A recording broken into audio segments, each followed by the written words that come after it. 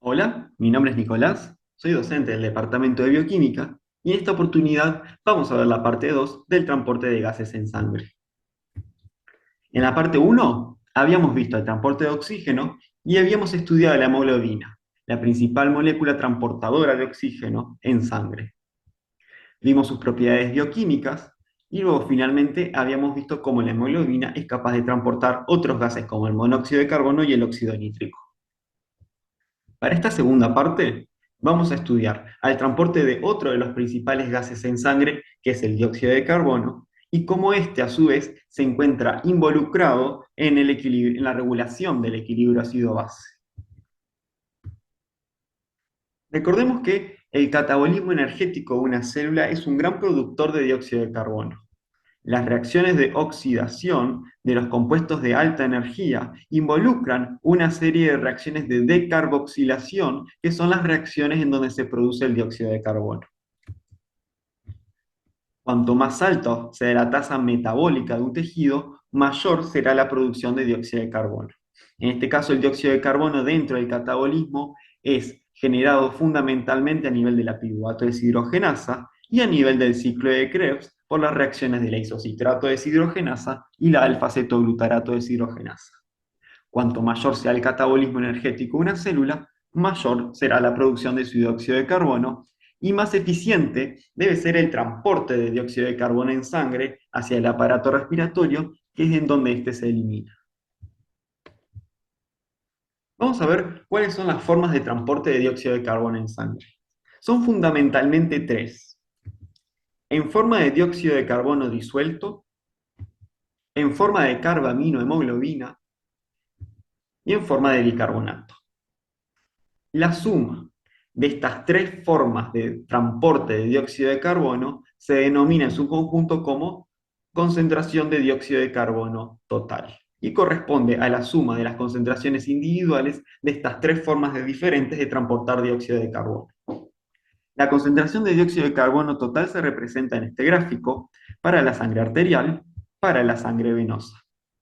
Observen que la sangre arterial tiene una concentración determinada de dióxido de carbono que es menor con respecto a la concentración de dióxido de carbono total en la sangre venosa.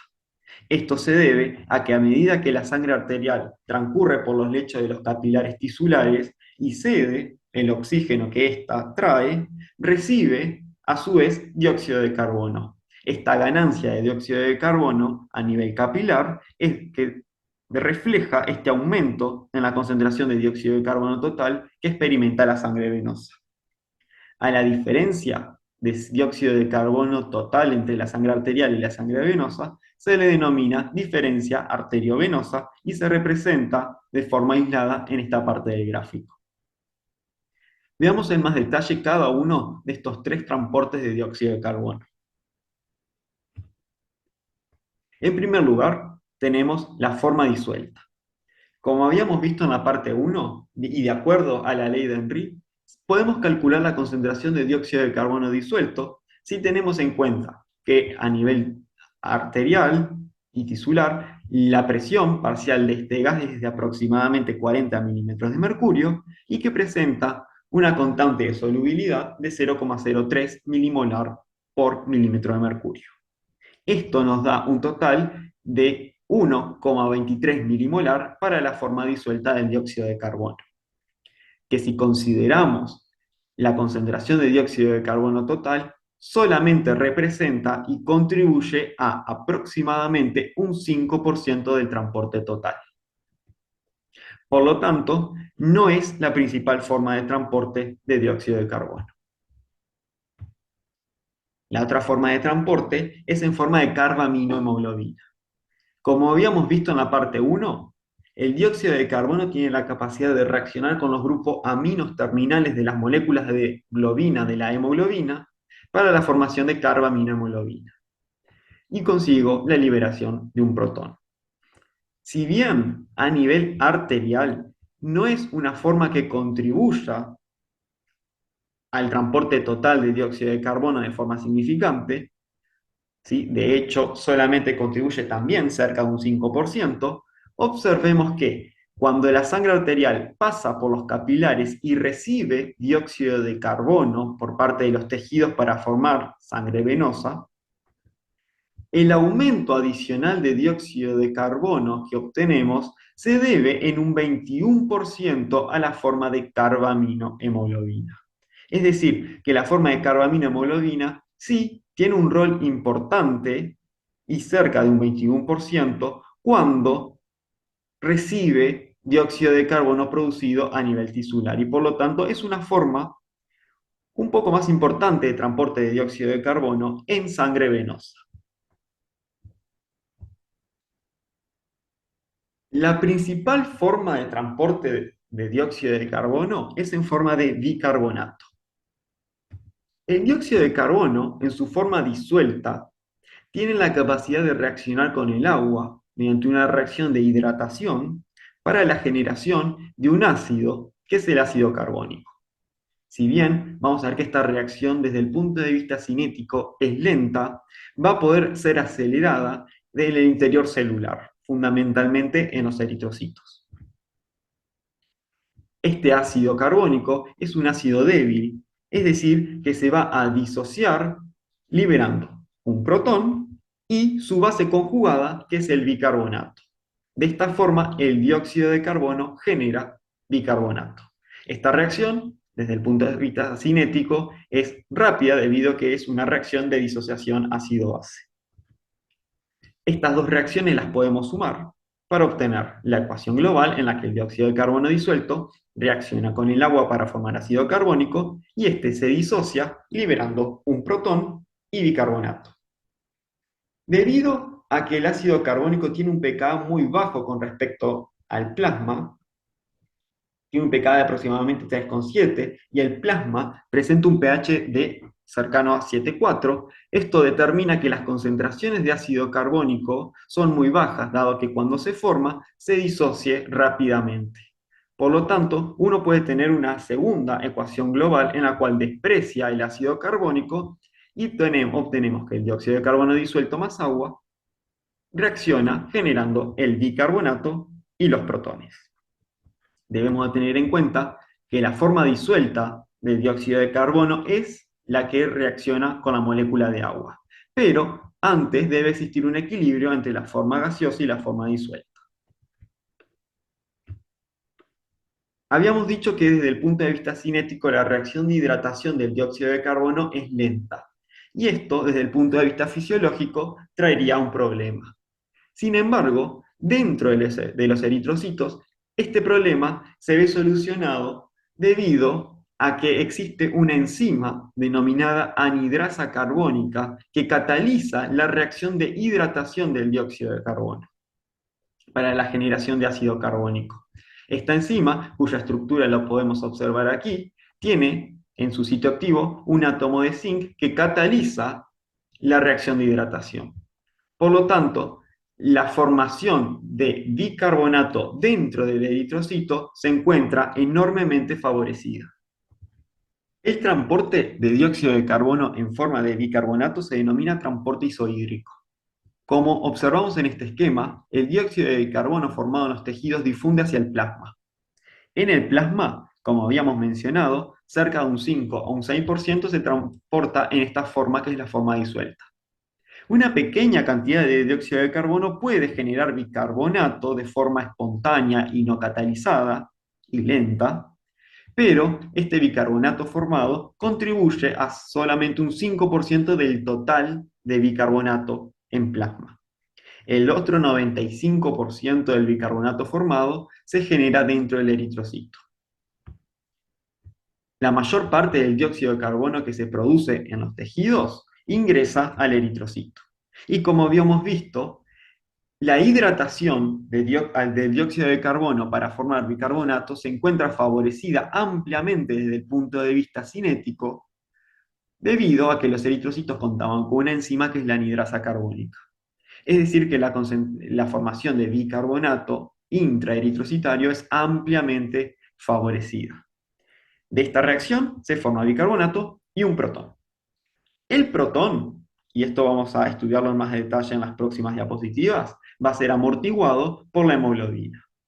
Esto determina de que no haya un aumento de la concentración de protones a medida que transcurre esta reacción.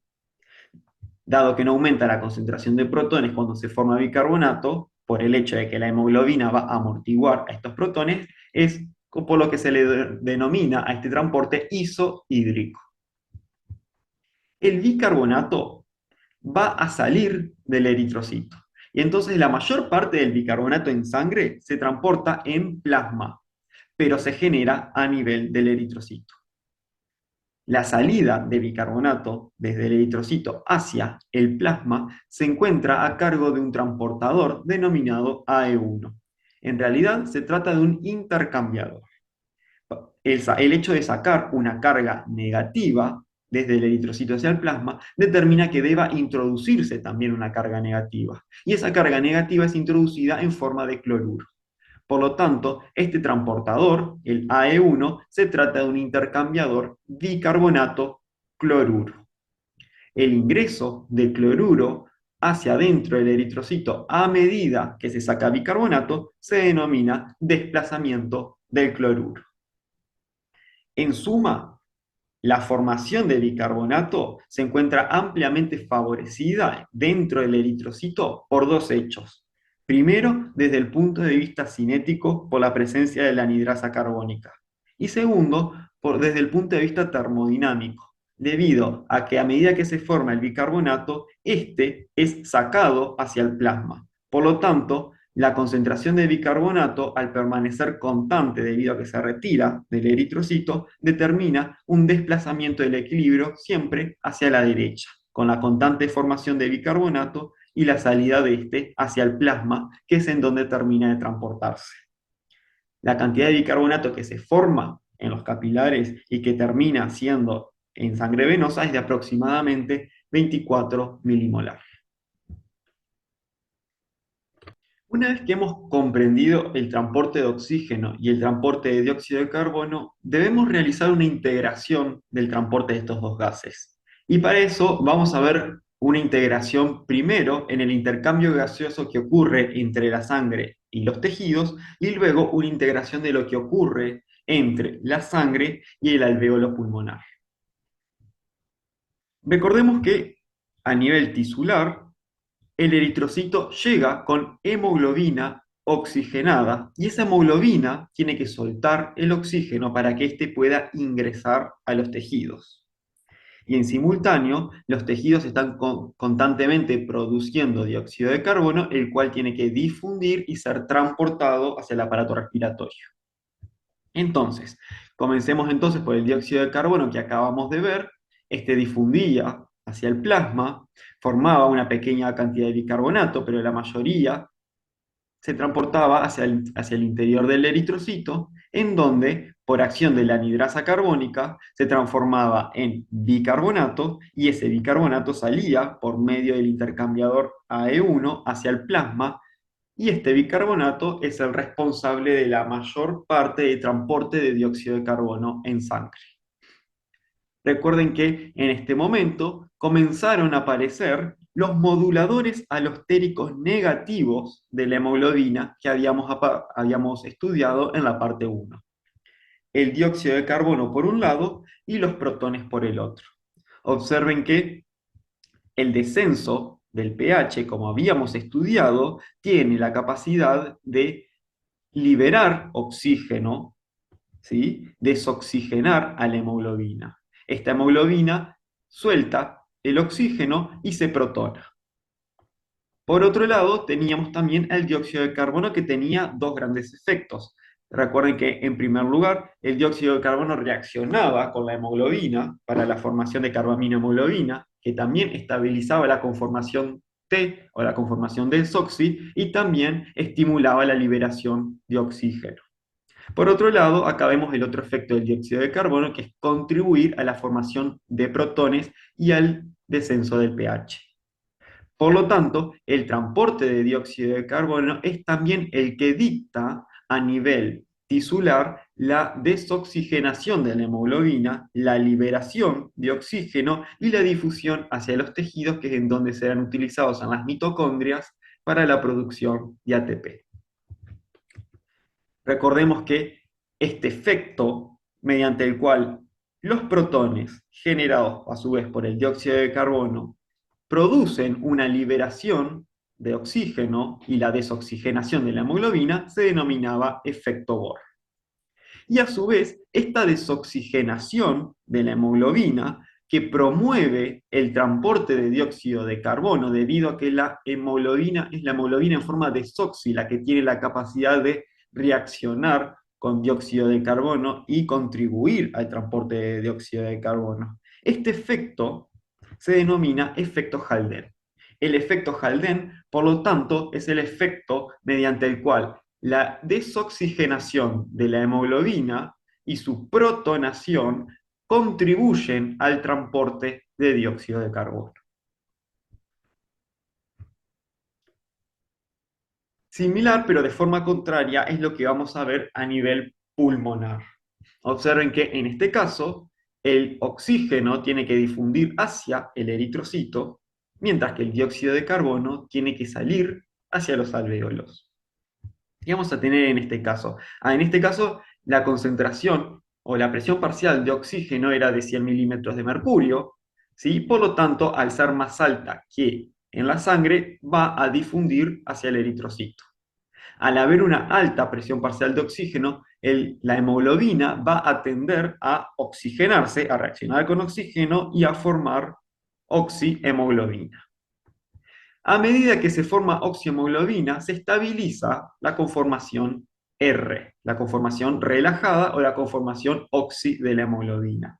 Y esta conformación tiende a liberar, por un lado, dióxido de carbono y por otro lado, los protones. Por lo tanto, existe un aumento en la concentración de dióxido de carbono y de la concentración de protones a medida que la hemoglobina desoxigenada se oxigena y suelta estos moduladores alostéricos negativos. El aumento de la concentración de dióxido de carbono genera un aumento en la liberación de dióxido de carbono desde el eritrocito hacia el plasma y por lo tanto este a su vez va a difundir hacia el alvéolo para ser exhalado. Por otro lado, el aumento de la concentración de protones que se observa cuando la hemoglobina suelta los protones que trae desde los tejidos produce un desplazamiento ahora del equilibrio hacia la formación de dióxido de carbono. Este aumento en la concentración de protones desplaza el equilibrio hacia la izquierda y trae como aparejado la producción de dióxido de carbono que también difunde hacia el plasma y luego hacia los alvéolos. Observen que este también es otra cara del efecto Haldane, es decir, la oxigenación de la hemoglobina promueve un aumento en el transporte de dióxido de carbono, es decir, en este caso de la liberación de dióxido de carbono desde la sangre hacia los alvéolos. Por supuesto que acá lo que vamos a ver es que el intercambiador cloruro bicarbonato actúa de forma reversa, es decir, como esta reacción transcurre hacia la izquierda, se consume bicarbonato y por lo tanto el bicarbonato tiende a entrar hacia el eritrocito y el cloruro tiende a salir. En última instancia, este bicarbonato, al reaccionar con los protones, va a terminar transformándose en dióxido de carbono y agua, que es quien termina siendo finalmente exhalado en la respiración. De esta forma, el transporte de oxígeno y el transporte de dióxido de carbono se encuentran coordinados. Y el efecto Bohr y el efecto Haldane es quien dicta el sentido en el cual se van a dar estos intercambios gaseosos. Veamos en mayor detalle el efecto Haldane. El efecto Haldane es un efecto que ocurre tanto a nivel tisular como a nivel alveolar. A nivel tisular está explicado por el hecho de que la desoxigenación de la hemoglobina, producto del efecto de todos estos moduladores alostéricos, resulta de una hemoglobina de forma desoxigenada. Y esta hemoglobina de forma desoxigenada es una hemoglobina que tiende a unir, como ya hemos visto, dióxido de carbono por medio de la formación de carbamino hemoglobina. Por lo tanto, es el efecto que explica a nivel tisular el aumento del transporte de dióxido de carbono de la sangre venosa comparado con la sangre arterial que es oxigenada. Por otro lado, el efecto Haldane también lo podemos ver a nivel capilar, pero de forma contraria. A nivel capilar, la hemoglobina que venía transportando dióxido de carbono y protones se oxigena. Y esta hemoglobina oxigenada o en forma R es menos afín hacia el dióxido de carbono y hacia los protones, y estos terminan liberándose para después ser eliminados en la expiración. Por lo tanto, a nivel pulmonar yo voy a ver dos efectos. Primero, como habíamos dicho, la hemoglobina que viene desde los tejidos se encuentra protonada. Y esta hemoglobina, al haber una mayor concentración de oxígeno, tiende a oxigenarse y cambiar a su conformación R. Esta conformación R, o relajada, es menos afín por los protones y estos protones se liberan. El aumento de la concentración de protones desplaza el equilibrio de formación de dióxido de carbono hacia la formación de dióxido de carbono consumiendo bicarbonato.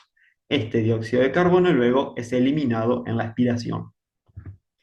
A su vez, recordemos que esta hemoglobina, que proviene de los tejidos, además de estar protonada, también se encuentra formando compuestos carbamino, que cuando la carbaminohemoglobina reacciona con el oxígeno, forma oxihemoglobina, que también es menos afín hacia los grupos, hacia los compuestos carbamino, y este dióxido de carbono también termina eliminándose.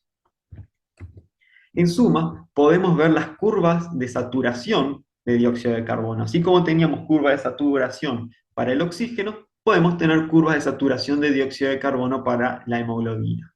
Observemos que a medida que aumenta la concentración, o mejor dicho, a medida que aumenta la PCO2, aumenta la concentración de dióxido de carbono disuelto, pero también aumenta la concentración de dióxido de carbono unida a la hemoglobina. Acá podemos ver claramente el efecto de la oxigenación de la hemoglobina en el transporte de dióxido de carbono. Observen que cuanto mayor es la oxigenación de la hemoglobina, ¿sí? Desde la barra celeste a la violeta y a la roja, cuanto mayor es la oxigenación de la hemoglobina, menor es el transporte de dióxido de carbono. Esto también es producto del efecto Haldane. Acá si ampliamos el gráfico, vamos a ver la diferencia de presión parcial de dióxido de carbono entre la sangre arterial y la sangre venosa. Observen que la sangre venosa tiene una mayor presión parcial de dióxido de carbono debido a que es una sangre que tiene un menor contenido de oxígeno y por lo tanto una mayor capacidad de transporte de dióxido de carbono. Este es el efecto que promueve entonces el direccionamiento del dióxido de carbono desde los tejidos hacia los capilares pulmonares para allí ser eliminados. En suma, podemos integrar nuevamente todos estos conceptos en este esquema, que ya lo habíamos visto en la parte 1, pero ahora contamos con todos los elementos. El dióxido de carbono generado a nivel tisular genera dentro del eritrocito bicarbonato y protones. Estos protones y este dióxido de carbono promueven la liberación de oxígeno hacia los tejidos y la formación de hemoglobina protonada y de hemoglobina unida a dióxido de carbono. Esta hemoglobina, en esta forma, promueve el transporte de dióxido de carbono hacia los pulmones. En los pulmones, el aumento de la presión parcial de oxígeno desplaza el equilibrio hacia la formación de hemoglobina oxigenada, la cual libera los protones y el dióxido de carbono que transporta, y donde allí este aumento de la concentración de dióxido de carbono es exhalado. De esta forma, el dióxido de carbono generado a nivel tisular termina siendo eliminado en el aparato respiratorio. Y por otro lado, el oxígeno a nivel pulmonar termina siendo transportado hacia los tejidos. Hemos visto cómo se realiza de forma eficiente el transporte de gases en sangre. Nos queda ahora estudiar otro aspecto fisiológico del transporte, particularmente de dióxido de carbono, que es la regulación del equilibrio ácido-base desde el punto de vista de la respiración. Como habíamos mencionado anteriormente, el metabolismo produce constantemente en las reacciones de decarboxilación oxidativa dióxido de carbono. También estudiamos que el dióxido de carbono tiene la capacidad de reaccionar con agua para formar ácido carbónico y este a su vez disociarse en un protón y bicarbonato. Por lo tanto, el dióxido de carbono aumenta la concentración de protones del medio. Esto, como ustedes recordarán, encaja con la definición de ácido. Es decir, que el metabolismo produce constantemente dióxido de carbono, que se trata de un ácido de tipo volátil debido a que tiene la capacidad de pasar a una fase gaseosa. A su vez, el metabolismo produce otro tipo de ácidos, como el ácido láctico, los cuerpos cetónicos, ácido sulfúrico y otro tipo de fosfatos inorgánicos. Es decir, que el metabolismo celular produce constantemente ácidos, y de no haber mecanismos que regulan el pH de los líquidos corporales, los organismos tenderían a la acidificación y eso comprometería las funciones biológicas, debido a que todas las reacciones bioquímicas que ocurren en el organismo son pH dependientes. De esta forma, el pH de todos los líquidos corporales y de particulares que vamos a estudiar nosotros, es el de la sangre, tiene que estar estrictamente regulado. De esta forma, en condiciones fisiológicas, vamos a tener un rango de pH normal. Vamos a estudiar que el pH de la sangre se mantiene constante entre 7.35 y 7.45. Cuando el pH de la sangre desciende por debajo de 7.35, vamos a hablar de una acidemia. Y los mecanismos que generan una acidemia se denominan acidosis. Por debajo de un pH de 7 no es compatible con la vida. A su vez, pH por encima de 7.45 determinan en sangre una alcalemia, y los trastornos que producen una alcalemia se denominan alcalosis. pH por encima de 7.8 también comprometen la vida de los individuos. Vamos a comenzar a estudiar de que existen diferentes mecanismos que tienden a controlar el pH de tal forma que se mantenga constante entre un estrecho rango de 7.35 a 7.45. Antes de comenzar a estudiar los mecanismos mediante el cual se mantiene constante el pH de la sangre, vamos a brindar algunas definiciones importantes. Según Bronten y Lowry, vamos a definir a los ácidos como todas aquellas sustancias capaces de ceder protones. Como se observa en el ejemplo, vemos que el ácido clorhídrico se disocia liberando un protón y cloruro. El ácido iodhídrico se disocia liberando un protón y ioduro, mientras que el ácido acético también se disocia liberando un protón. Todos estos tres, por lo tanto, son ácidos, según la definición de Bronten y Lowry. Por otro lado, tenemos a las bases.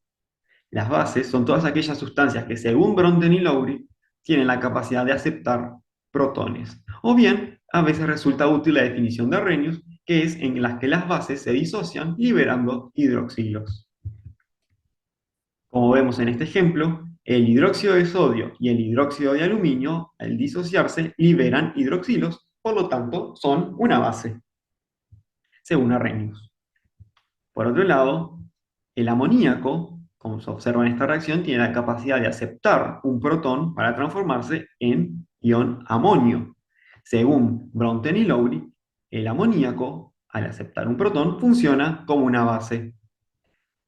A su vez, tanto los ácidos como las bases se pueden clasificar en dos tipos, en fuertes y débiles.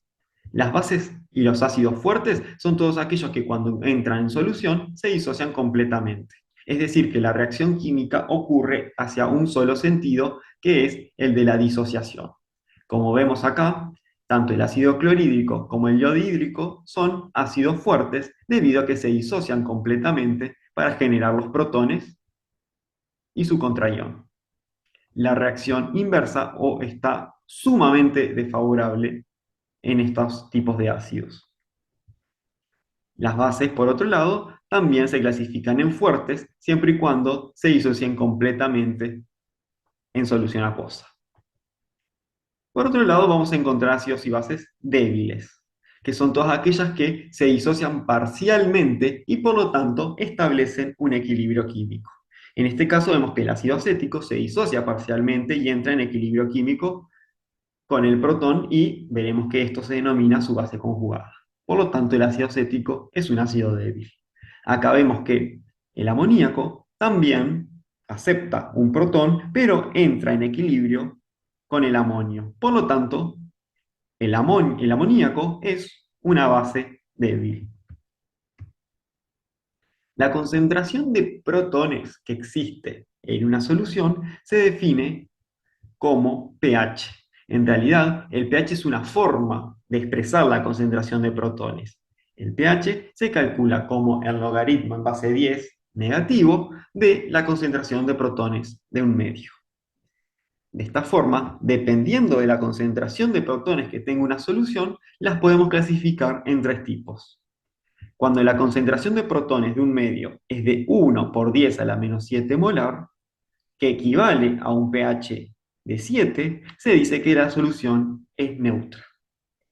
Cuando la concentración de protones de una solución se encuentra por encima de este valor y por lo tanto tenemos pHs menores a 7, vamos a tener una solución ácida.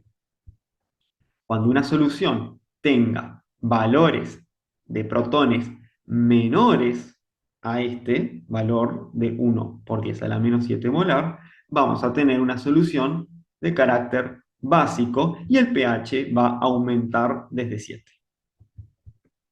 Estudiemos en mayor detalle los ácidos y las bases débiles que configuran un equilibrio químico.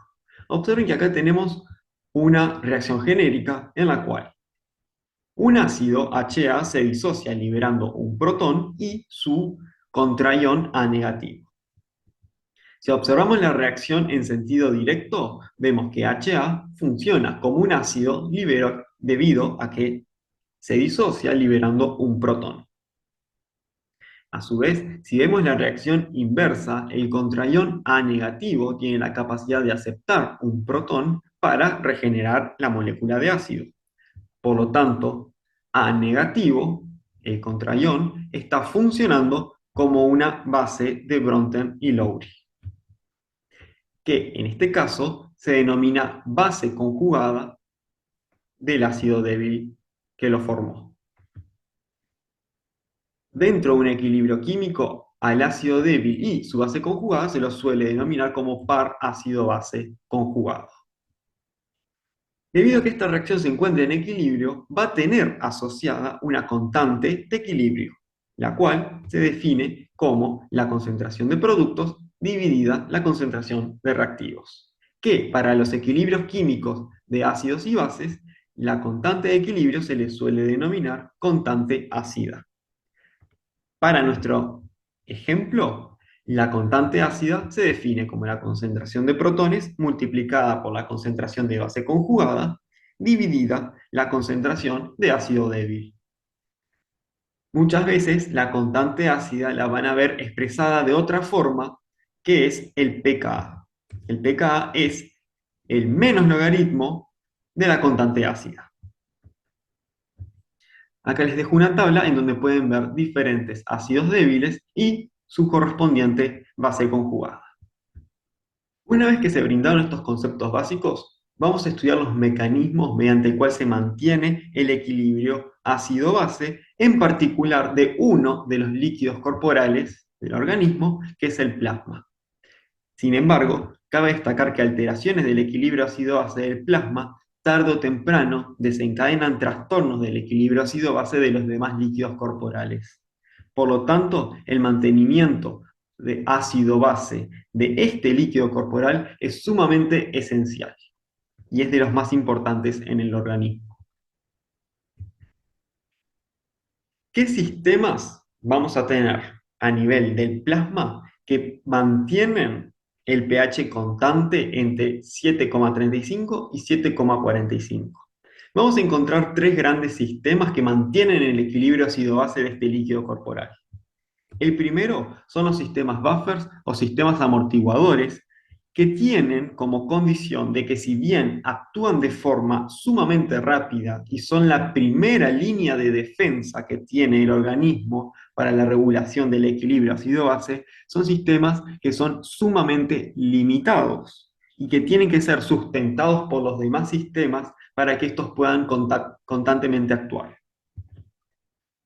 En un segundo nivel vamos a encontrar a la regulación respiratoria como mecanismo del mantenimiento del equilibrio ácido-base ante amenazas al pH. La regulación respiratoria tiene la capacidad de que sustenta a los sistemas buffer, a los sistemas amortiguadores cuando estos se ven sobrecolmados y además genera una respuesta sumamente rápida entre minutos a horas.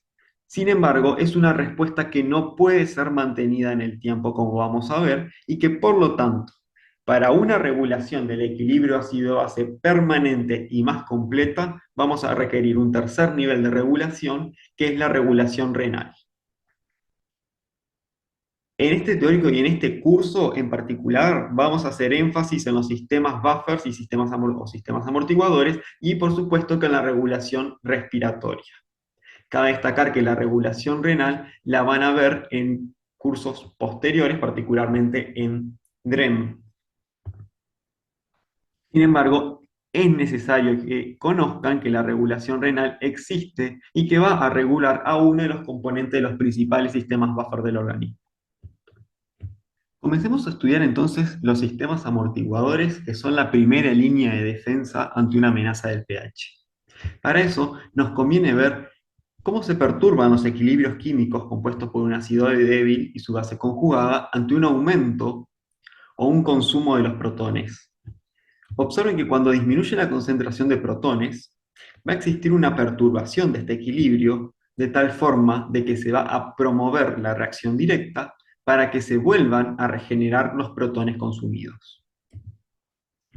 De forma contraria, cuando tengamos un aumento en la producción de protones, vamos a ver que va a existir un desplazamiento del equilibrio de tal forma de que estos protones se consuman y vuelvan a establecerse la concentración de protones que había antes de esta perturbación. Por lo tanto, los equilibrios ácido-base tienen la capacidad de restablecer la concentración de protones cuando ésta es perturbada. Esto significa que tienen la capacidad de mantener el pH estable pese al agregado de protones, como es en este caso, o bien pese a un consumo de protones, como en este caso. Por lo tanto, vamos a definir a un sistema amortiguador como una mezcla entre un ácido débil y su base conjugada que tiene la capacidad de resistir a cambios de pH cuando se le agrega un ácido o cuando se le agrega una base. Tenemos que entender de que esta capacidad de resistir a los cambios de pH es limitada. Y esta limitación la podemos ver bien cuando estudiamos la titulación de un sistema amortiguador la cual consiste en el agregado progresivo de hidroxilos o de equivalentes de hidróxido de sodio cuando se grafica en función del pH. Observemos acá, tenemos un perfil característico de un sistema amortiguador cuando es titulado. Tenemos una primera región, que es la región de inicio de la titulación, en la cual a un pH que es muy bajo, todo nuestro sistema amortiguador se va a encontrar en forma de ácido débil. Sin embargo, a medida que aumentamos la cantidad de equivalentes de hidroxilo, poco a poco el ácido débil se va a ir titulando, va a ir liberando protones y se va a ir generando la base conjugada. Esto se va a dar hasta que llegamos a un punto en el cual la concentración de ácido débil es igual a la concentración de base conjugada. Si seguimos titulando nuestro sistema buffer, vamos a llegar a un punto final en el cual todo nuestro sistema va a ser base conjugada. Observen que describimos en este gráfico una región en la cual el pH se mantiene constante pese al agregado continuo de equivalentes de hidroxilos. Bien, observen que en estas regiones, el agregado de hidroxilos, en esta región de acá, como en esta región de acá, aumenta drásticamente el pH. Sin embargo, en esta región, el pH se mantiene casi constante, pese a que siempre estuvimos añadiendo hidroxilos. Esta región, esta meseta de acá, es lo que se denomina zona de amortiguación o rango de amortiguación para un sistema amortiguador. A su vez, en el medio de esta zona de amortiguación vamos a definir un punto en el cual vamos a tener la máxima capacidad amortiguadora de este sistema buffer. Y esta máxima capacidad amortiguadora coincide con el pKa. Es decir, que acá tenemos una definición mucho más operativa del pKa. Si bien es el menos logaritmo de la constante ácida, el pKa también puede definirse como un valor de pH al cual vamos a tener la máxima capacidad amortiguadora de nuestro sistema buffer. Para limitar de forma mucho más precisa el rango de amortiguación para un sistema buffer, lo podemos definir como más o menos una unidad de pH.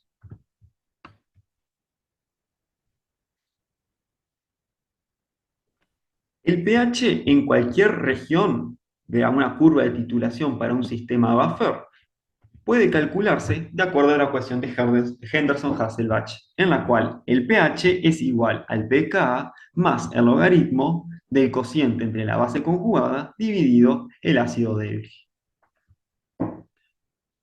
Ocurre algo particular cuando la concentración de ácido débil es igual a la concentración de base conjugada. Observan que si la concentración de ácido débil y la de base conjugada son iguales, este cociente vale 1. Y cuando este cociente vale 1, el logaritmo de 1 es igual a 0. Por lo tanto, la ecuación de Henderson-Hasselbalch se reduce a que el pH es igual al pKa siempre y cuando se dé esta condición de que la concentración de ácido débil es igual a la de base conjugada. Y habíamos dicho de que cuando estamos a un pH igual al pKa, tenemos la máxima capacidad amortiguadora de un buffer. Por lo tanto, la máxima capacidad amortiguadora de un buffer se da siempre y cuando la concentración de ácido débil sea igual a la concentración de base conjugada. ¿Eso qué quiere decir? Quiere decir que tenemos la misma cantidad para enfrentar el agregado de hidroxilos, así como que tenemos también la misma cantidad del componente ácido-base para amortiguar un agregado de ácidos. En suma, ¿de qué depende la capacidad amortiguadora de un buffer? Depende de dos características. En primer lugar, del pKa. Como habíamos dicho, un buffer amortigua mejor cuanto más cercano sea el pH de la solución al pKa de nuestro sistema amortiguador. En definitiva, podríamos decir que un buffer amortigua muy bien dentro de su rango de amortiguación, que es más o menos una unidad de pH con respecto a su pKa. Por otro lado, de su concentración. Siempre un buffer amortigua mejor cuanto más concentrado esté. Como se observa en este gráfico, vemos que la variación de pH para diferentes sistemas amortiguadores, que su única diferencia es la concentración, vemos que la amortiguación se da mejor en el buffer que se encuentra más concentrado. Vamos a empezar a analizar entonces cuáles son los diferentes, perdón, vamos a analizar entonces cuáles son los diferentes sistemas amortiguadores que nos podemos encontrar en el plasma. En primer lugar, nos vamos a encontrar al sistema amortiguador buffer-fosfato. El buffer-fosfato, que lo podemos encontrar inicialmente en su forma triprótica y puedes pasar por tres equilibrios diferentes. Sin embargo, teniendo en cuenta que el pH del plasma es en promedio de 7,4, de estos tres equilibrios, el que vamos a encontrar en condiciones fisiológicas es este segundo, el del H2PO4, siendo este el ácido débil, en equilibrio con su base conjugada HPO4. Por lo tanto, en situaciones fisiológicas, el sistema amortiguador fosfato que opera en plasma es este segundo que tenemos aquí. Sin embargo, el buffer fosfato no es un buen sistema amortiguador en plasma, debido a que tiene una muy baja concentración en plasma y que además sus componentes no son regulables. En cambio, sí es un muy buen buffer amortiguando el pH a nivel intracelular y también en la orina. Por otro lado, las proteínas. Las proteínas son otro sistema amortiguador que podemos encontrar en plasma. Mientras que el sistema buffer-fosfato puede amortiguar hasta el 1% del agregado de protones, las proteínas pueden agregar cerca de un 32%, es decir, que les corresponde un 32% de la capacidad amortiguadora total del plasma. Vamos a encontrar dos clases de proteínas. En primer lugar, las proteínas plasmáticas, que ofrecen una amortiguación a nivel plasmático, y por otro lado la hemoglobina, que hay que tener consideración de que la hemoglobina no es una proteína plasmática, es una proteína intracelular y por lo tanto es un excelente buffer a nivel intraeritrocitario. Como sabemos, las proteínas plasmáticas tienen varios residuos que son titulables, es decir, que pueden actuar como ácidos débiles y como bases. En particular, las proteínas plasmáticas que presentan el residuo de aminoácido de histidina, que tienen un pKa cercano a 7,4, es decir, que tienen un pKa de 6,8. Por lo tanto, tienen un rango de amortiguación entre 5,8 y 7,8. Esto hace que este rango de amortiguación cubra el pH fisiológico y por lo tanto pueden actuar como un sistema buffer fisiológico. En este caso vemos cómo la histidina puede oscilar entre su forma protonada y su forma desprotonada. La hemoglobina, como ya habíamos visto, también tiene la capacidad de aceptar protones, bajo el mismo principio de residuos de histidina protonables. Es de considerar, por lo tanto, que es un muy buen buffer a nivel intraeritrocitario. Vamos a comenzar a estudiar entonces el principal sistema amortiguador que existe en plasma, que es la del buffer dióxido de carbono bicarbonato. Como ya hemos visto, el ácido carbónico, que es el ácido débil, tiene la capacidad de disociarse para liberar un protón y bicarbonato. Sin embargo, sabemos que este ácido carbónico en realidad se encuentra en equilibrio con el dióxido de carbono disuelto y que este a su vez se encuentra en equilibrio con la forma gaseosa, como podemos ver de forma completa en este esquema. Por lo tanto, sabemos bien que la reacción global va a ser la de dióxido de carbono disuelto más agua para formar ácido carbónico que, por tener un pKa muy bajo con respecto al pH fisiológico, sus concentraciones son despreciables y terminan generando bicarbonato y protones. Sin embargo, no podemos tener en cuenta de que el pKa de nuestro sistema amortiguador dióxido de carbono bicarbonato sea de 3,57, porque a este factor tenemos que añadirle los equilibrios químicos pertenecientes al intercambio de gases. Esto implica de que en realidad el pKa de nuestro sistema amortiguador no sea del ácido débil del bicarbonato de 3,57, sino que tenga un pKa combinado de 6,1.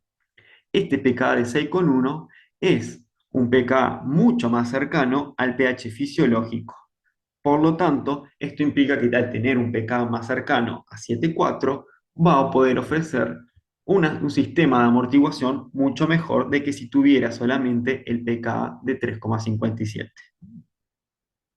Por supuesto que si hacemos el cálculo del rango de amortiguación, obtenemos que amortigua muy bien entre 5,1 y 7,1.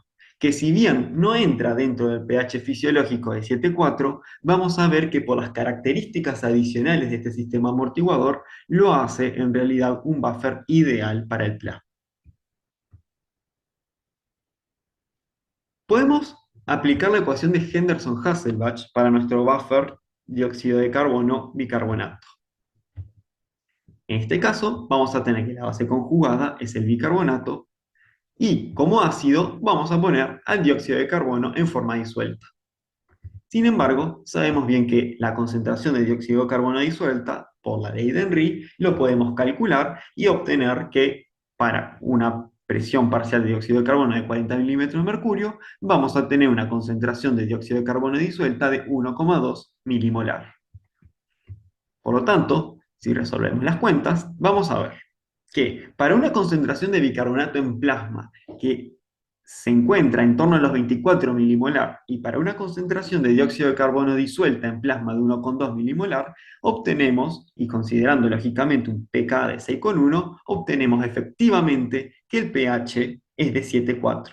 Es decir, que el mantenimiento del pH en torno a un valor de 7,4 en el plasma es dictado por las concentraciones de bicarbonato y por las concentraciones del dióxido de carbono disuelto. Si ahora calculamos de forma aislada la relación bicarbonato-dióxido de carbono disuelto, obtenemos un valor de 20. Esto quiere decir de que para mantener un pH de 7,4 siempre es necesario que el bicarbonato se encuentre 20 veces más concentrado que el dióxido de carbono.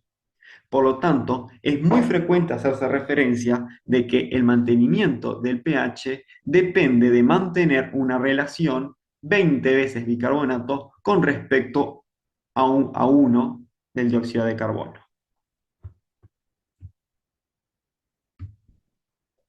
Como se observa en esta imagen, a concentraciones de 24 milimolar de bicarbonato y a concentraciones de 1,2 milimolar de dióxido de carbono, vamos a tener un pH de 7,4, que es el pH fisiológico. La particularidad de que tiene este sistema amortiguador es que las concentraciones de bicarbonato son reguladas por el organismo a nivel renal, mientras que, como sabemos, las concentraciones de dióxido de carbono en el organismo son reguladas a nivel pulmonar. Y esto es lo que hace particular y de gran importancia al sistema buffer dióxido de carbono-bicarbonato, que lo diferencia de los otros sistemas amortiguadores, que se trata de un buffer cuyos componentes básicos y componentes ácidos se encuentran regulados. Nosotros, por supuesto, que vamos a hacer referencia a la regulación respiratoria, y es decir, al componente ácido de dióxido de carbono. El componente bicarbonato, o sea, que está regulado a nivel renal, lo van a estudiar en cursos posteriores. Que nuestro buffer tenga la capacidad de ser regulado y de que yo tenga la capacidad de poder aumentar o disminuir tanto el dióxido de carbono como el bicarbonato, significa que nuestro sistema buffer se denomine abierto. Y que nuestro sistema buffer sea abierto es de gran importancia para el mantenimiento del pH. Por ejemplo, vemos acá de que cuando añadimos protones, lo que ocurre es que se consume bicarbonato y determina, por supuesto, un desplazamiento del equilibrio hacia la formación de dióxido de carbono. Y si esto fuese un sistema cerrado, como es en este ejemplo, el dióxido de carbono aumenta de tal forma de que al aumentar el componente ácido, el pH desciende a aproximadamente 6,93. Esto si consideramos un sistema cerrado, pero sabemos bien que la ventaja de nuestro sistema es que es abierto. Entonces, ¿qué ventaja confiere esto? Que ante un agregado de protones, también se va a consumir bicarbonato, también el equilibrio se va a desplazar hacia la formación de dióxido de carbono. Sin embargo, como se trata de un sistema abierto, y particularmente a nivel pulmonar, el aumento de la concentración de dióxido de carbono puede ser regulada. Es decir, a través de la respiración, yo puedo hacer que el dióxido de carbono que esté aumentando aquí sea eliminado y que por lo tanto la concentración de dióxido de carbono en realidad permanezca constante. Esto hace que frente al agregado de protones, mi pH, en vez de disminuir hasta 6,93, que recuerden que es un valor de pH que está rozando los límites de compatibilidad de la vida, en realidad, al tener un sistema abierto, nuestro pH apenas descienda a 7,36, que todavía puede considerarse un valor de pH dentro del rango normal. Por lo tanto, el buffer bicarbonato es un excelente buffer amortiguador. Primero que todo porque tiene un pK cercano al fisiológico de 6,1. Segundo, porque está altamente concentrado en plasma. Por lo tanto, ya va cumpliendo dos de las características que habíamos planteado para tener un buen buffer amortiguador. Además, hay que añadirle el principal componente y la principal característica de que se trata de un sistema amortiguador abierto. Y eso determina de que sea regulado. Por un lado, teniendo un componente metabólico que es regulado a nivel renal, y por otro lado, por regularse mediante un componente respiratorio a nivel pulmonar. Por otro lado, otra característica importante es que el componente básico es mayor que el componente ácido. Es decir, habíamos visto que en realidad para mantener un pH 7,4, el bicarbonato está aumentado 20 veces más con respecto al dióxido de carbono. Y esto, desde el punto de vista fisiológico, es sumamente importante porque me está hablando de que es un sistema amortiguador que está mejor preparado para afrontar el agregado de protones que la disminución de protones. Y recuerden que esto tiene un significado particular por el hecho de que los organismos, al tener un metabolismo activo constantemente, tienden a la acidificación. Y eso hace que un buffer que esté preparado para amortiguar un mayor agregado de protones tenga una relevancia fisiológica importante. Ahora bien, vamos a ver el componente respiratorio, que es el que nos importa en particular estudiar en este curso. Y vamos a ver cómo a nivel pulmonar puedo regular las alteraciones del equilibrio ácido-base. Recuerden siempre que la respuesta pulmonar que se ofrece en cuanto a la regulación del equilibrio ácido-base tarda minutos a horas y se trata de un mecanismo de compensación transitorio, que en fin y al cabo el mecanismo de compensación permanente me lo va a dar el riñón. Entonces, ¿qué sucede en una situación de acidemia? Es decir, en una situación en la cual, considerando nuestro sistema amortiguador dióxido de carbono y bicarbonato, yo tengo un aumento de la concentración de protones. Ustedes saben que ante esta situación, el aumento de la concentración de protones determina un desplazamiento del equilibrio hacia la izquierda, lo cual va a perturbar nuestro equilibrio y va a producir un aumento en la concentración de dióxido de carbono. Al tratarse de un sistema abierto, en realidad este aumento de la concentración de dióxido de carbono determina que a nivel pulmonar exista un aumento de la ventilación, es decir, que en las acidemias se produce una hiperventilación pulmonar de tal forma de que se elimine el exceso de dióxido de carbono que se generó. Por lo tanto, en esta situación, a nivel pulmonar, se establece una regulación que consiste en la hiperventilación y eliminación del exceso de dióxido de carbono que se produjo ante un agregado de protones. Como se puede ver en este esquema, un aumento de la concentración de protones determina el desplazamiento del equilibrio que va a terminar generando un aumento de la presión parcial de dióxido de carbono. Cuando esta sangre que tiene un aumento en la concentración de la presión parcial de dióxido de carbono pasa a nivel pulmonar, existe un aumento de la ventilación que determina un aumento en la eliminación de dióxido de carbono, eliminando el exceso de dióxido de carbono y retomando la presión parcial de dióxido de carbono a valores normales. De esta forma, a nivel pulmonar, fuimos capaces de regular el equilibrio ácido-base, regulando particularmente el componente ácido de nuestro sistema buffer. ¿Qué sucede en una alcalemia? En una alcalemia ocurre un descenso de la concentración de protones.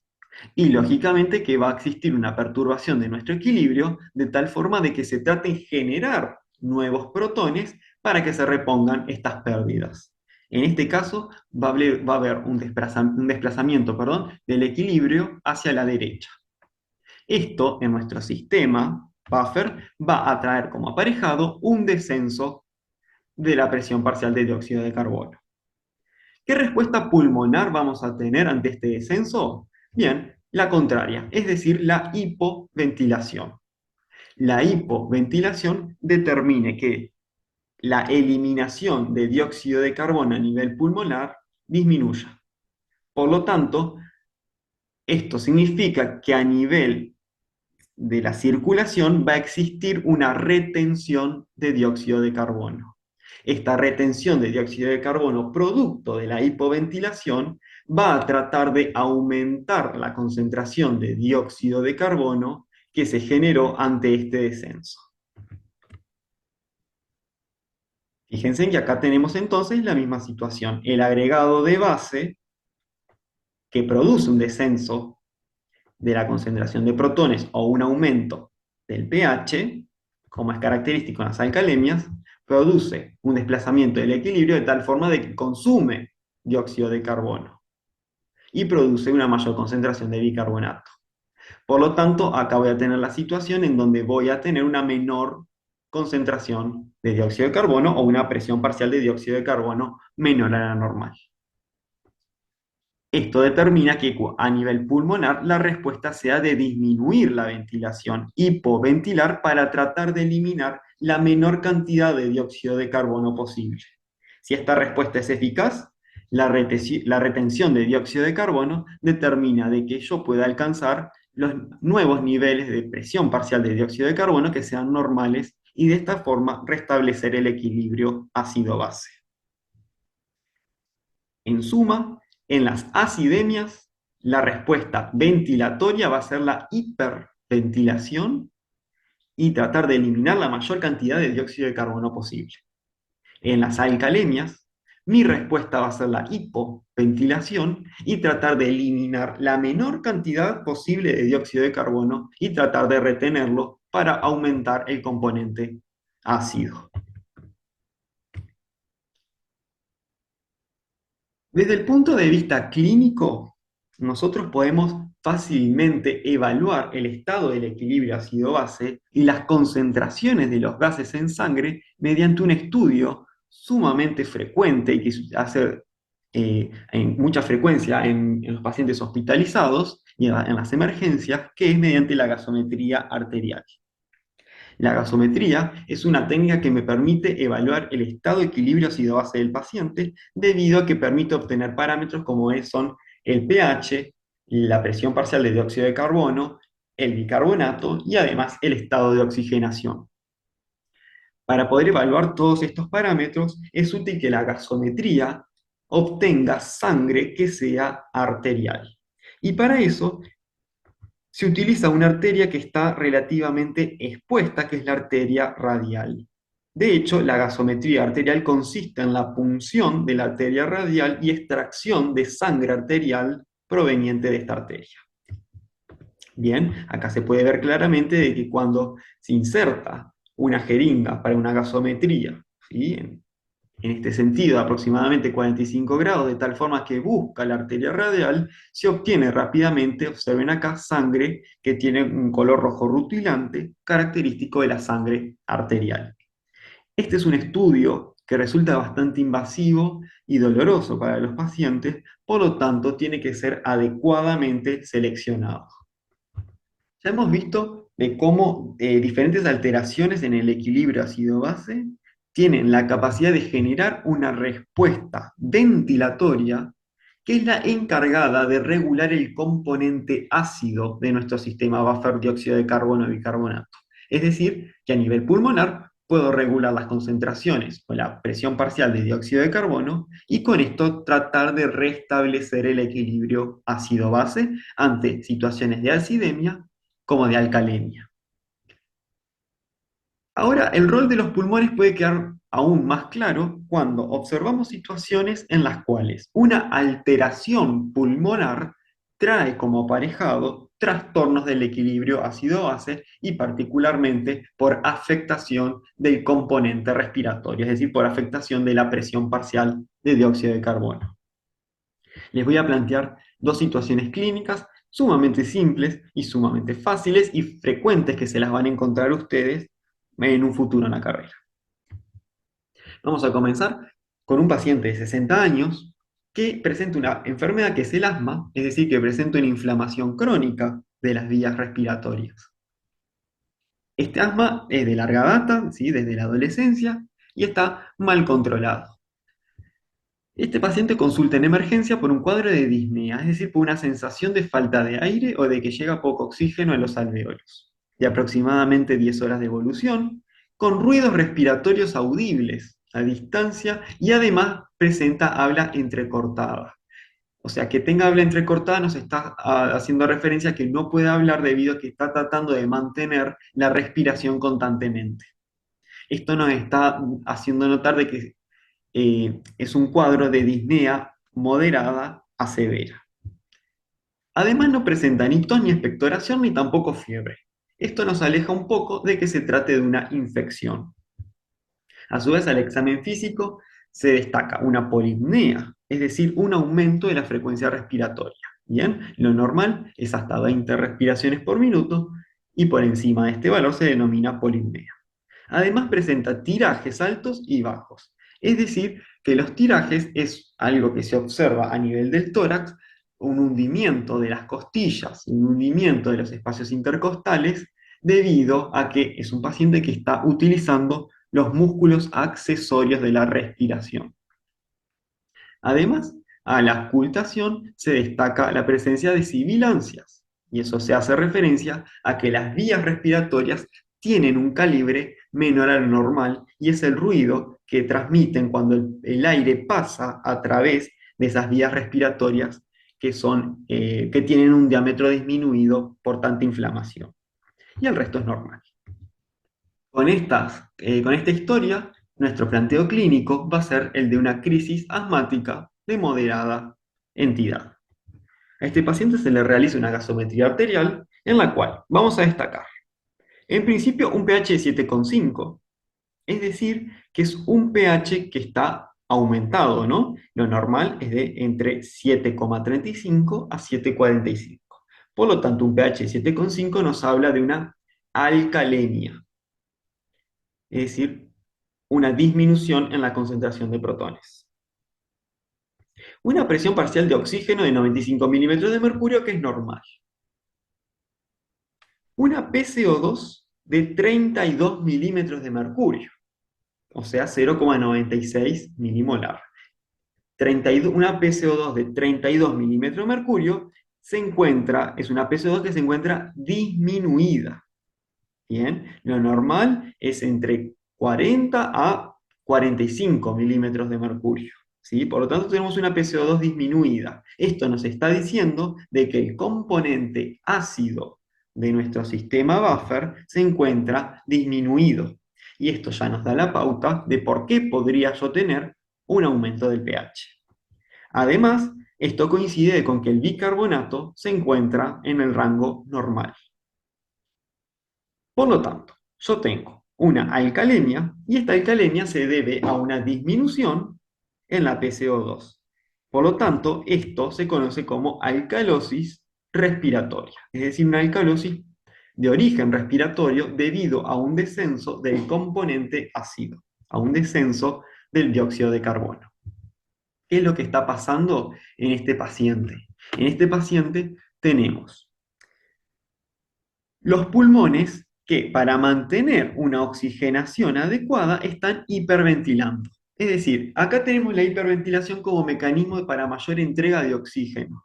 Sin embargo, ya sabemos bien que la hiperventilación trae como aparejado una eliminación aumentada del dióxido de carbono.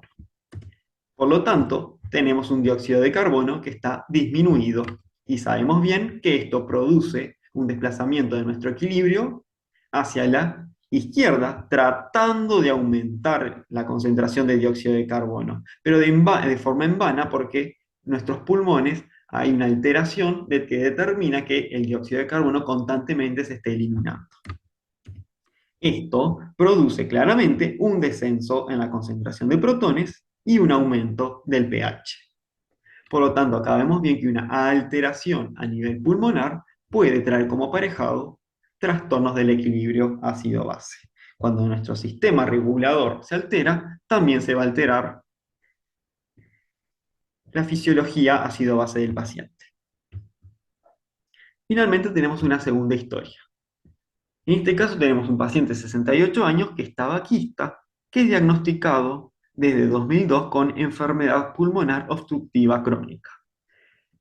EPOC es una enfermedad en donde lo que existe es una destrucción del parénquima pulmonar sano y lo que tenemos es una menor cantidad de alvéolos sanos y una pérdida alveolar. Bien, también con regular tratamiento. Y es un paciente que tiene infecciones respiratorias a repetición. La historia consiste que hace 2 días nota un aumento de su disnea habitual, es decir, que también viene por falta de aire. Pero esta falta de aire, a diferencia de la anterior, se acompaña por tos y expectoración, que es de características mucopurulentas y además agrega fiebre. Esto ya nos va haciendo pensar de una historia de un proceso infeccioso. Además, en el examen físico se destaca una temperatura axilar de 38 grados Celsius, es decir, que se encuentra aumentada, ¿bien? En axila, por encima de 37,4, estamos en condiciones de hablar de fiebre. Y a su vez también tiene un aumento de la frecuencia respiratoria, ¿sí? Por encima de 20. Por lo tanto, nuestro planteo clínico es que este paciente tenga una infección respiratoria baja, considerando un sustrato pulmonar patológico, ¿bien? En un paciente que tiene una enfermedad pulmonar obstructiva crónica. Y esto le da más gravedad a la infección respiratoria. Se le realiza una gasometría arterial en donde obtenemos un pH 7,3, es decir, que está disminuido, bien, una presión parcial de oxígeno de 94 milímetros de mercurio, que en este paciente todavía sigue siendo normal. Observen que tenemos una PCO2 sumamente aumentada, de 61 milímetros de mercurio, y un bicarbonato que está levemente aumentado.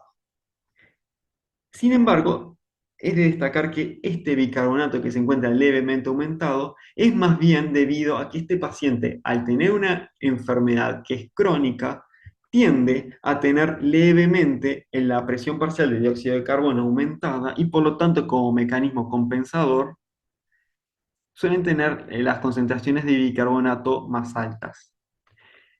Sin embargo, debemos de considerar acá de que este descenso del pH que yo estoy viendo de forma notoria se debe particularmente a este gran aumento de la PCO2. Por lo tanto, tengo una acidemia y esta acidemia está producida por una acidosis de origen respiratorio, por un aumento del componente ácido de nuestro sistema buffer. ¿Qué es lo que está pasando en estos pulmones? Estos pulmones, producto de tantos años de tabaquismo, son pulmones que tienen justamente una enfermedad pulmonar obstructiva crónica, son pulmones enfermos con una pérdida de alvéolos sanos, lo que hace que el intercambio gaseoso en este paciente sea muy inadecuado y tiendan a retener una mayor cantidad de dióxido de carbono. Cuando retienen dióxido de carbono, y más aún durante un proceso infeccioso, la concentración de dióxido de carbono aumenta. Esto produce un desplazamiento del equilibrio hacia la derecha, con un aumento en la concentración de protones, y también esto trae como aparejado, por supuesto, un descenso del pH que explica la gasometría en este paciente. En suma, acá citamos dos ejemplos en los cuales alteración de nuestro sistema regulador, que es el aparato respiratorio, traen como aparejado alteraciones del equilibrio ácido-base. Finalmente, les dejo la bibliografía para esta parte 2 y muchas gracias por su atención.